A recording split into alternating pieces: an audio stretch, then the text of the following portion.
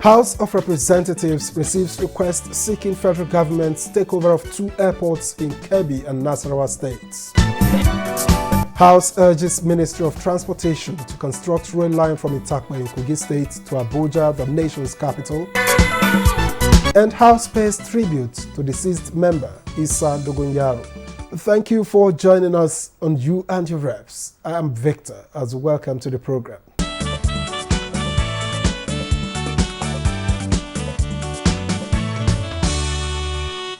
The House of Representatives is in receipt of a presidential request seeking approval for refund of the sum of 24.6 billion naira to the governments of Kebbi and Nasarawa states to enable the federal government take over existing airports in the 2 states. The president also transmitted the National Anti-Doping Bill 2024 and a supplementary FCT budget for consideration and approval of the House. We have a couple of messages. President Tinubu, in his letter to the House, requested approval for refund of 15.1 billion naira in promissory notes to the Kebbi state government to enable the federal government take over the Birnin Kebbi International Airport, as well as 9.5 billion naira to the Nasarawa state government for the newly constructed Nasarawa Cargo Airport, in line with constitutional provisions. By the provisions of Item 3 of the second schedule of the Constitution of the Federal Republic of Nigeria 1999 as amended, aviation, including airports, safety of aircraft and carriage of passengers and goods by air fall under the exclusive legislative list. The import of these is that ownership, regulations, and control of airports in Nigeria are exclusive to the federal government. The president also requested speedy passage of the National Anti-Doping Bill 2024 to create an independent anti-doping agency, a requirement for Nigeria to achieve compliance with global standards ahead of the Olympic Games. In a separate letter, President Tinubu asked the House to approve a supplementary budget for the Federal Capital Territory to cater for critical projects omitted from the 2024 appropriation. In other resolutions, lawmakers called for a probe of genetically modified crops, provision of critical public infrastructure, and funding of medical research institutions to combat public health diseases. The committees on healthcare services and health institutions to investigate the state of medical research institutes in the country. Urge the federal government to suspend the introduction of newly enhanced genetically modified crops until an investigation is completed and the findings are made public. Investigate reason for the delay in the construction of Pajal, Zungul, Liman Katagun Dam. To urge the Federal Ministry of Agriculture and Rural Development to construct feeder roads in some selective villages wards in the Federal Constituency of Kaduna State. We need to reconstruct the Ose River Bridge in our Federal Constituency of Edo State. To move that a bill to establish the bill for an act to amend the Federal Medical Center Act to provide for the establishment of Federal Medical Center Kafanchan, Kaduna State. And the House Committee on Commerce was mandated to investigate daily hike in the prices of commodities and report back within 4 weeks for further legislative action.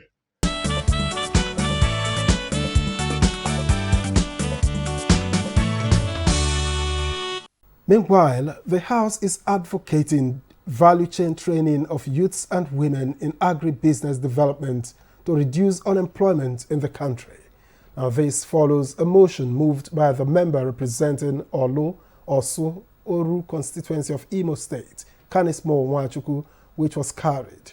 Now, You and Your Reps later engaged the member to shed light on his motion. We have greenery. We have arable land that is good for cultivation of any kind of agricultural crops and materials. Take, for instance, cassava, which wherever in all the nooks and crannies of Nigeria that you put cassava, it will germinate and it will produce massive 2 bars, and which is good for us. But same country that you have a arable land, that is the country that are talking about having a food crisis. So I took time to do thorough due diligence and investigations, analysis on the whole thing regarding food in Nigeria. I decided to toe that route in making sure that we are no more going to continue having such a food crisis in this great country, Nigeria. So, and for us to get it right, we have to start from somewhere. The women and the youth, the children, are the most vulnerable.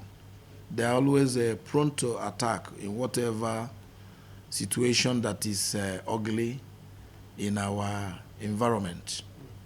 So I look at it that if we can, create enabling environment by way of empowering them through such arrangement, then not only that we'll have surplus food, we won't have crisis anymore, and at the same time, it will be another yardstick or opportunity for us to create a lot of jobs.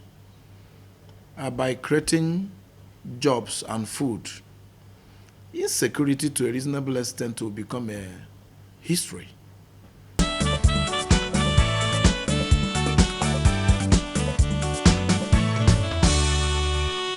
Members of the Green Chamber are calling on the Ministry of Transportation to commence construction of the rail line from Itakpe in Kogi State to Abuja, the nation's capital.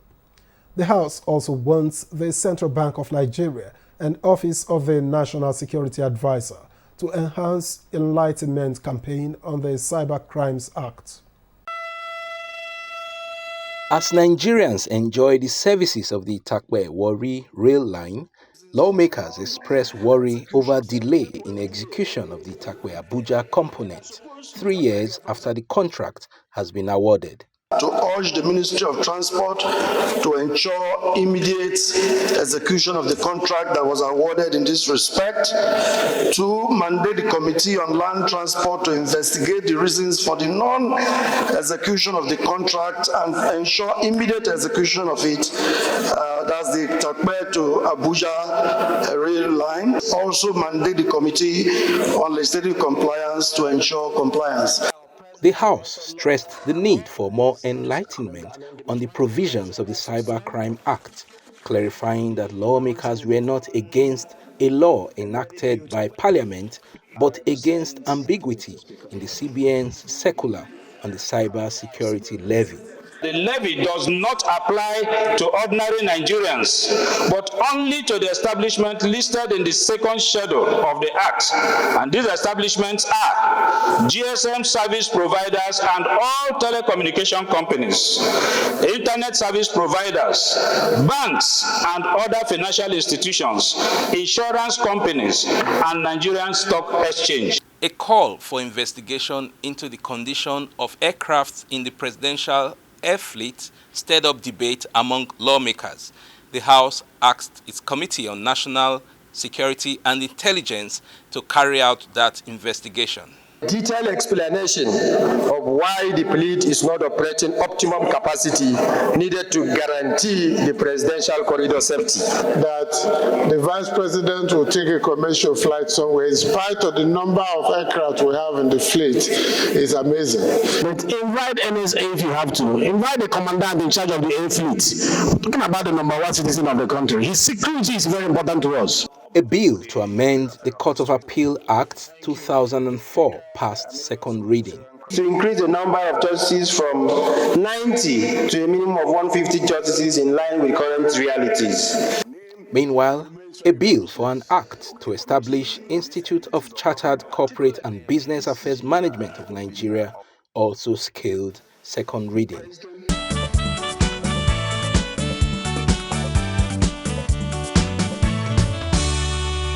A bill for an act to amend the Federal Universities of Agriculture Act and to establish Federal University of Agriculture, FIDITI, Oyo State has also scaled second reading. And sponsor of the bill and member representing Afijo, Oyo East, Oyo West, Atiba Federal Constituency, Akim Adeyemi says when passed and signed into law, the institution will be of immense benefit to the nation. If you empty your pockets and you put it in your brain, you have gained a lot. All avenue that our youth can be engaged should be channeled. And knowing fully well that if you look at the current UTM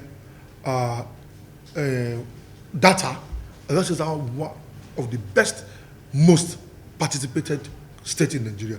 So Oyo State youth want education, tertiary education, ICT, medical, agriculture. So we want Oyo State to have a federal university, and FIDITI, home of fruit, that is the name of that town in Oyo community, in Oyo State, is where we intend to site the university.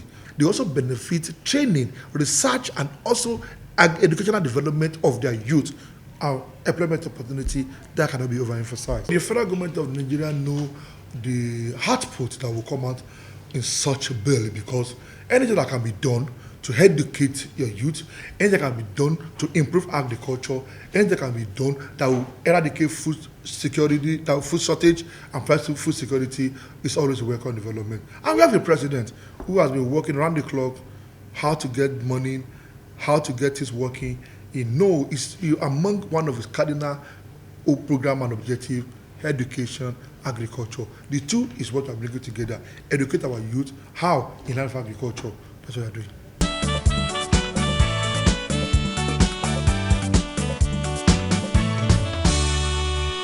The House of Representatives last Tuesday adjourned plenary in honor of a deceased member, Issa Dogonyaru, who died after a brief illness. Now, until his death, Issa Dogonyaru was member representing Babura, Garki Federal Constituency of Jigawa State.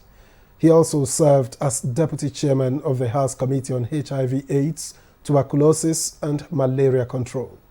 Lawmakers were seen in somber mood on the floor of the House before Speaker Tajuddin Abbas declared the day a day of mourning, as is customary whenever a member dies. To his family, we extend our deepest condolences. We share in your grief and honor the memory of a husband, father, and a patriot who gave so much of himself to the service of our dear nation. Today, as we mourn his untimely passing, we also celebrate the mark he left on our hearts and our nation. The lawmakers and family members of the deceased who were admitted into the Green Chamber observed a minute's silence in honor of the departed member.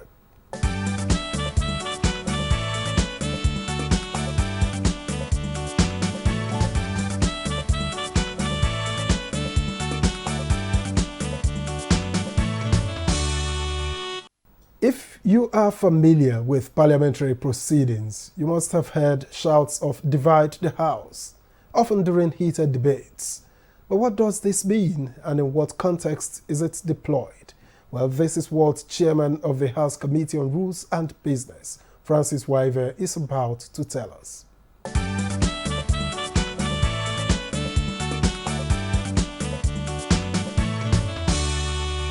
You know, many times when the question is put for the ayes and the nays, many times it's difficult to discern whether the ayes have it or the nays have it.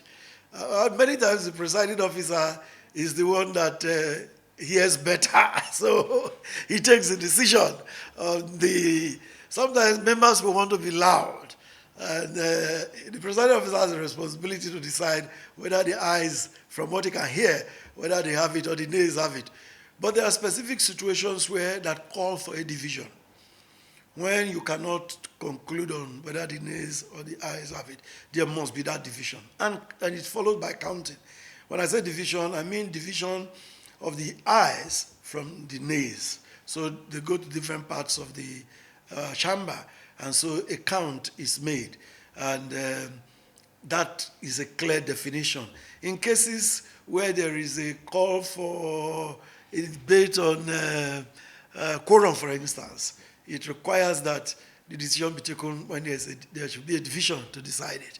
There are some cases like that that are clearly spelled out that there should be a division to decide it.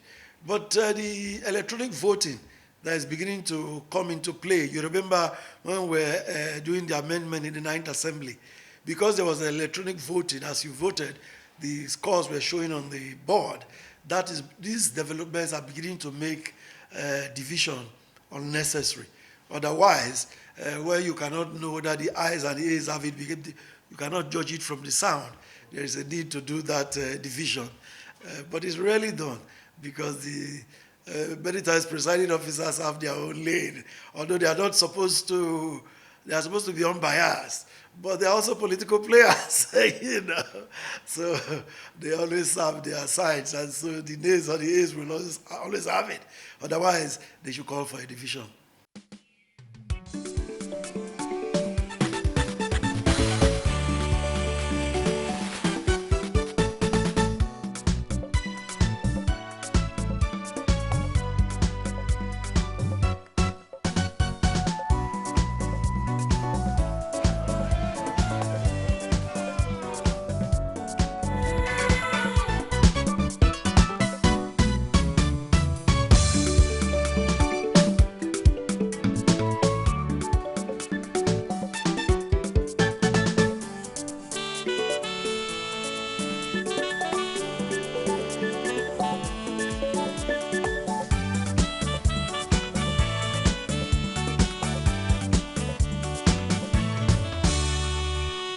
This week on You and Your Reps, the committee segment focuses on legislative library, research and documentation. And so we engaged with Deputy Chair of the committee, Joshua Chinedu Obika. He represents Amak Buhari Federal Constituency of the FCT.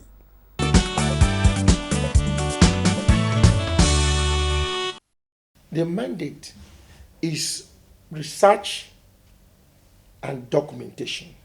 And that research is carried out to enable mostly the members have first-hand information of what they need to function in the House. You know, a lot of research works, like if you go to United States Congress, I can tell you that this particular committee is the one that does the major work. They are the ones that carries out all the information gathering for the members of the parliament.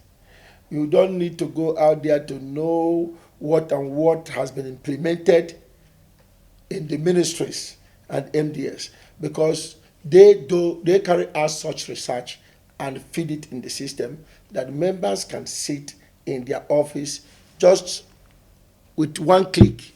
You can get all the information you want on every ministries about laws that has been done. A lot of our colleagues who have maybe motions or bills moved in the past, some of them were not documented properly. That after years, if you want to come back, you're supposed that after you finish serving, even your kids can want to know your mindset as a person when you were in the House, what you were able to do, the motions you were able to carry out. With this parliamentary library, all these things will be documented on all of us, both the ones in the past and the present. Even motions and bills on daily basis should be documented. Should be documented. So you cannot just go out there and say that I did this motion, I did this bill, because the information is documented. Whatever you say can be traced from how it has happened in the past and going forward. Without that, it's like the whole assembly is floating. And this is not just the problem of assembly. We have not done well in the area of documentation generally, even in our MDS, in the ministries, in the agencies. There was a time that we had, I was opportune to be a member of an ad hoc committee on job racketeering. And we requested for some documents from the ministries, from Federal Character Commission, And Federal Character Commission have to request some of those informations again from other ministries. And what we received was, I was so disappointed that ministries and agencies cannot keep a proper information documentation. So this is a general thing, but as it relates to National Assembly, this will go a long way. If members can be able at the tip of their fingers to, because the way it will be is that some of these informations, you can go there, anything that any member wants to find out. It won't take you just a few minutes. You go online, being on what has been in the system already. You gather all the information. Maybe you want to, there's a motion you're trying to move and you want to research on the information that you require to get it done, or there is a bill you want to pass. So it will go a long way in making our work easy as members of the parliament. And that is what it's designed for. And in the times of budgeting also, it will enable you to know actually what has been done in the past. There's a lot. This will go, what do you call it? The parliamentary library itself will offer to we as members of the parliament. A lot can be achieved through it, mostly on information, on documentation, on research, because it is their duty to research on different issues and have them documented already, that you don't need to go out and start looking, asking more questions about them. You just go down there and find out whatever you need to find out that will enable you to do your work.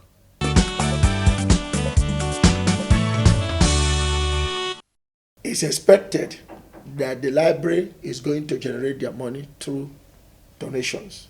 That's why it's called Library Trust Fund. But because it has not been assented to, not much can be done. But as it stands now, we are trying our best to make sure that the both houses harmonize this so that we can get into the real thing, because many things supposed to have been done before now, but nothing has been done. The major challenges now will be funding going forward, because what the House has done in the budget is like giving it a takeoff grant. So after that takeoff grant, what comes next? From my own view, I think that the House should not, or the Parliament should not, at this time, at least it will take like a year, 2-3 years for the Library Trust Fund to get stability, to be able to raise funds from donors. So the challenges going forward might be centered on funding, because being that it's a trust fund, is a free will donation, and before you can be able to get the kind of donors that will be able to sustain the Library Trust Fund, it has to take some time. So, going forward, we as members of the committee will be pushing for more funding for now, until such stability takes place.